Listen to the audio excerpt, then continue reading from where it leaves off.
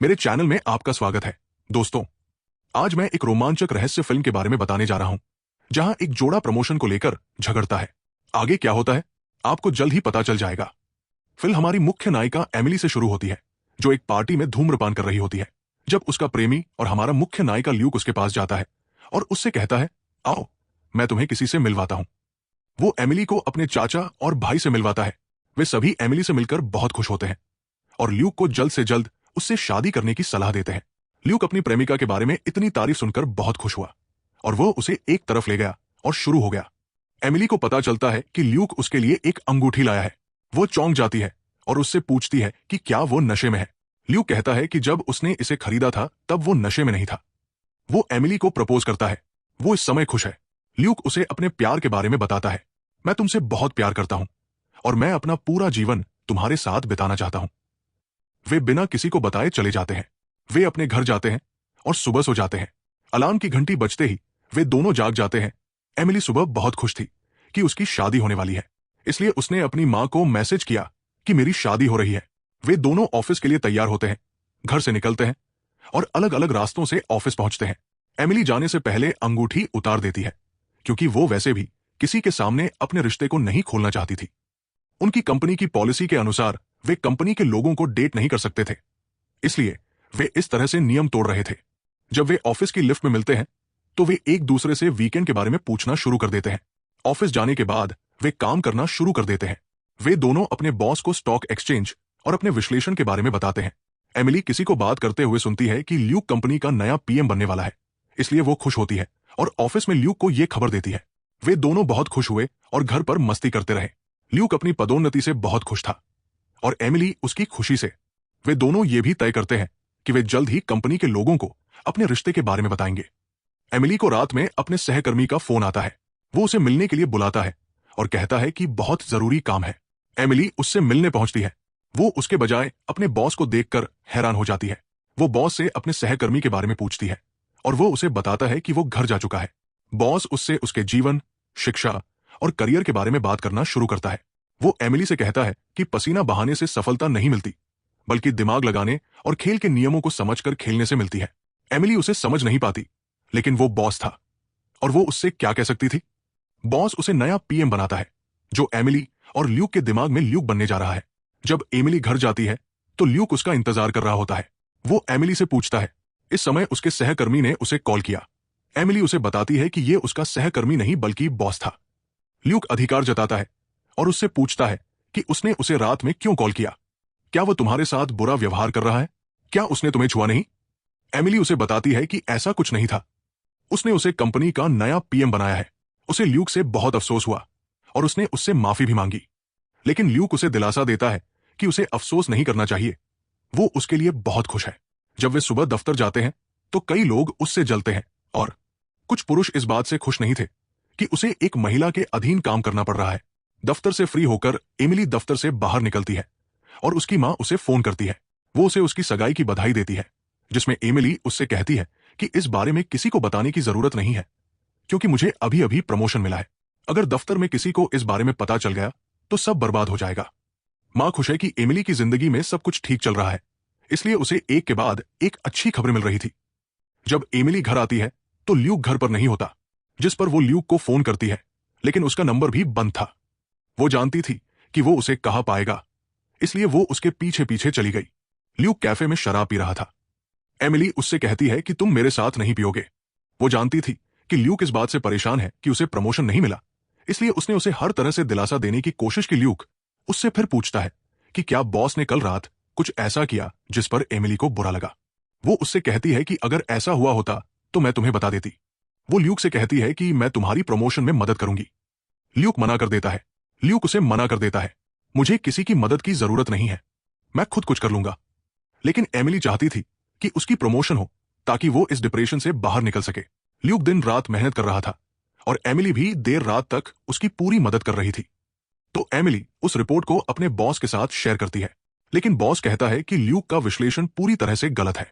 जिस कंपनी के साथ वो काम करना चाहता है वो पहले से ही संकट में है। एमिली थोड़ी परेशान हो जाती है। बॉस के कहने पर उसे उसके साथ जाना पड़ता है, जहां वे काम पर चर्चा करते हैं। एमिली वहां भी ल्यूक की तारीफ कर रही थी, लेकिन उसका बॉस कहता है कि मैं उसे नौकरी से निकालने की सोच रहा हूं। वो इतना काबिल नहीं है, इसलिए उसे इतना महत्व न दे। ल्यूक घर पर खुद को पॉलिश करने के लिए कड़ी मेहनत कर रहा था और वो विशेषज्ञों का वीडियो भी सुन रहा था। यह भी मोटिवेशनल स्पीकर्स जैसा ही वीडियो था। एमिली घर आती है। वो बहुत नशे में थी। आते ही वो खाना शुरू कर देती है, लेकिन फिर भी उसे ल्यूक के लिए बहुत बुरा लग रहा था। इसलिए वो उससे माफी मांगती है और उससे कहती है कि बॉस को तुम्हारे बारे में ऐसा नहीं कहना चाहिए था। अगले दिन ल्यूक बस से ऑफिस जाता है और ऑफिस की कार एमिली को लेने आती है। ऑफिस में ल्यूक देखता है कि एमिली उसके बॉस से खुशी खुशी बात कर रही है, तो उसे बहुत बुरा लगता है। एमिली उसके पास आती है और उसे रात को उसके साथ बाहर चलने के लिए कहती है, लेकिन वो कहता है कि मुझे बहुत काम है, इसलिए मैं नहीं जा सकता। तो बेचारी एमिली अकेली चली जाती है। जब वो घर आई तो ल्यूक फिर से काम में व्यस्त था।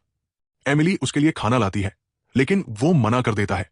थोड़ी देर बाद ल्यूक एमिली को अपने पहनावे पर ध्यान देने के लिए कहता है कि जब तुम इतने बिंदास कपड़े पहनोगी तो कोई भी तुम्हारे काम के बजाय तुम्हारे कपड़ों पर ध्यान देगा। एमिली उसकी बातों और विचारों से बहुत हैरान हुई, लेकिन ल्यूक उसके लिए महत्वपूर्ण था, इसलिए वो उसके कहने पर अपने पहनावे पर ध्यान देती है। ऑफिस में एमिली ल्यूक के कहने पर एक कंपनी का शेयर खरीदती है। वो धूम्रपान करने के लिए बाहर जाती है। जब वो वापस आती है तो उसके लिए इंतजार कर रहा होता है। उसे 25 करोड़ का नुकसान हुआ था। एमिली ल्यूक से कहती है, तुमने मुझे रिपोर्ट करने से पहले ठीक से जांच क्यों नहीं की? लेकिन गलती किसी की भी हो, एमिली को बॉस की बातें सुननी पड़ती है, जो इस गलती के लिए उसका अपमान करता है। एमिली उसे विश्वास दिलाती है कि मैं इस नुकसान की भरपाई कर लूंगी, और इसके लिए वो और ल्यूक बहुत मेहनत करते हैं। ल्यूक उसे एक कंपनी के बारे में बताता है जिसके साथ काम करके वो अपना नुकसान ठीक कर सकते हैं। लेकिन एमिली बहुत सोच समझकर कदम उठा रही थी। वो पढ़ाई भी कर रही थी और उसे एक कंपनी के बारे में पता चला जिसका केस तय होने वाला था। ल्यूक उसे रिस्क न लेने के लिए कहता है और वो उसे विश्वास दिलाता है कि अगर मेरी वजह से तुम इस परेशानी में फंसी हो तो मैं तुम्हें बाहर निकालूंगा। जब भी एमिली ल्यूक के करीब आने की कोशिश करती, ल्यूक उसे मना कर देता, सोचता कि एमिली की प्रमोशन में उसकी ही गलती है। आज भी जब वो उसके करीब आती है तो ल्यूक उससे दूर हो जाता है। फिर जब एमिली के बॉस का फोन आता है तो वो उसे बताती है कि कंपनी के केस का फैसला कल आने वाला है। सुबह सुबह खबर सुनते ही उसे पता चलता है कि उसने जो जोखिम उठाया था वो काम आ गया। एमिली ने जो नुकसान उठाया था उसकी भरपाई कर ली है और इसके लिए वो उसे बधाई देती है। ऑफिस में एमिली का बॉस, जिसने उसका अपमान किया था, उससे उस दिन के शब्दों के लिए माफी मांगता है। बॉस की तरफ से एमिली को बड़ा बोनस मिलता है। ये देखकर एमिली का मुंह खुला का खुला रह जाता है। एमिली ल्यूक से कहती है कि हम आज बाहर जाएंगे, लेकिन वो मैसेज देखने के बाद भी उसका जवाब नहीं देता।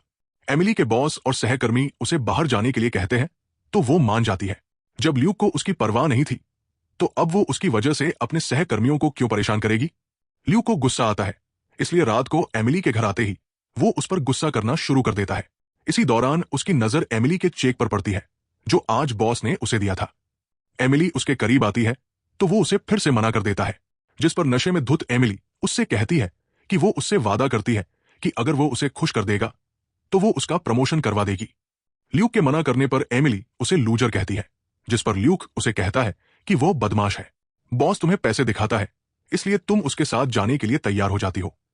यह सुनकर एमिली बहुत परेशान हो जाती है, इसलिए अगले दिन ऑफिस में भी उसका मूड खराब था।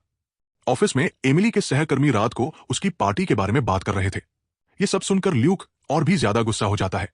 फिर उसे पता चलता है कि कोई दूसरा पीएम ऑफिस छोड़कर जा रहा है, तो वो एमिली से कहता है कि जाकर अपने बॉस से मेरे बारे में बात करो। एमिली उसे बताती है कि बॉस बिजी है।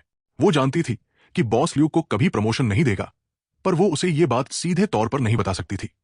वो एमिली से कहता है कि तुम वैसे भी पूरी रात उससे फोन पर बात करती हो, तो तुम उससे सुलह क्यों नहीं कर सकती?